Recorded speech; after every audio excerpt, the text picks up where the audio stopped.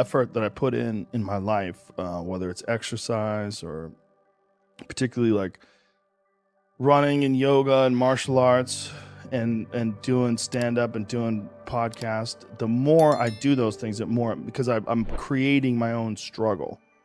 And I feel like there's a lot of benefit in creating your own struggle rather than, like, if you see a lot of people that run into like a lot of struggle with life, like just life in general, in terms of like relationships and friendships and fallings out, a lot of that seems to me that people need a certain amount of conflict and a certain amount of struggle.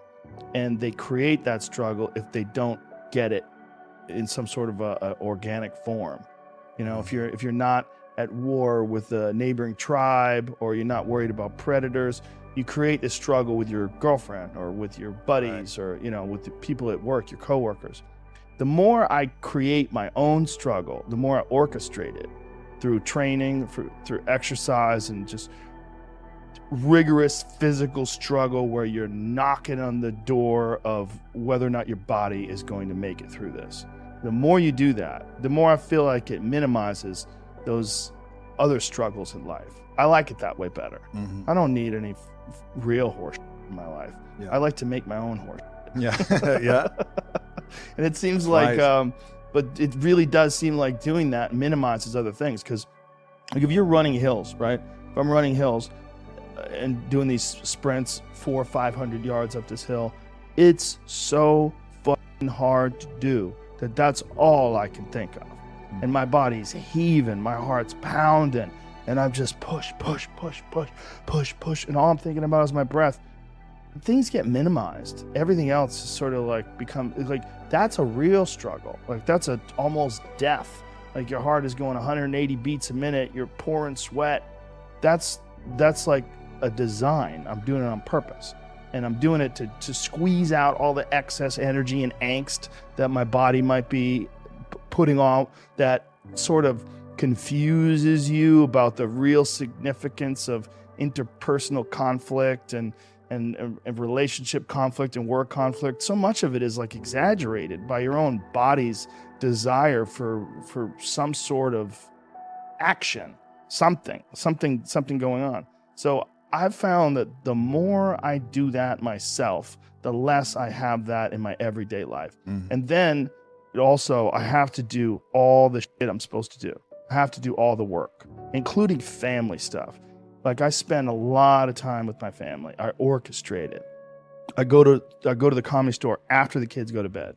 I get up with them in the morning. I help them get ready for school. I either take them to school, I go with them when my wife takes them to school. I do podcasts during the day while they're at school, and then afterwards I hang out with them and I see them. If I don't do that, I feel like a shitty dad. Mm-hmm. And you can curate those thoughts and you can cultivate them. There's a thing that you can do where you can get used to action.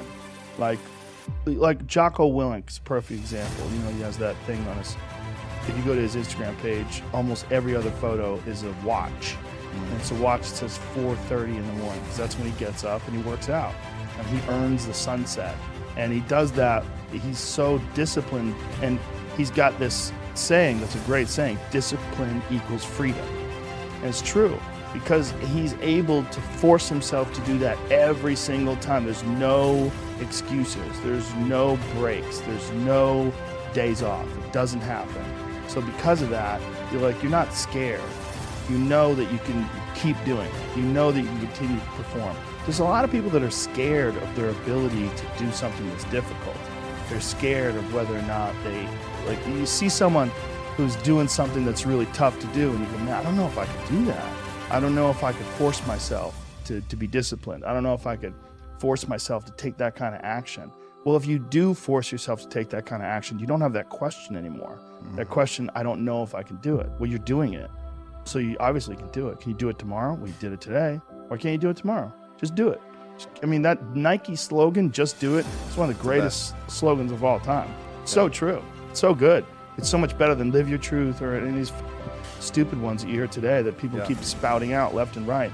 Get out there and go fucking do something. Just go.